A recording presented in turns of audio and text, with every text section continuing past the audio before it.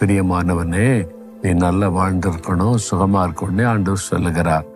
ஆனா அப்படி இல்லையே அப்படின்னு நினைக்கிறீங்களா? வியாதி ஒரு பக்கம், வறுமை ஒரு பக்கம், பண கஷ்டம் ஒரு பக்கம் அப்படின்னு நினைக்கிறீங்களா?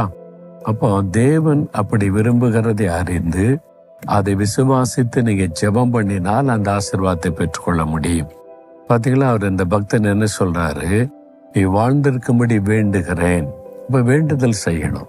நம்ம ஆண்டவரிடத்துல நீங்க விரும்புறீங்க, ஆண்டவரே நான் சுகமா இருக்கின்றதை விரும்புறீங்க, நான் நல்லா வாழ்ந்திருக்கணுன்றதை விரும்புறீங்க.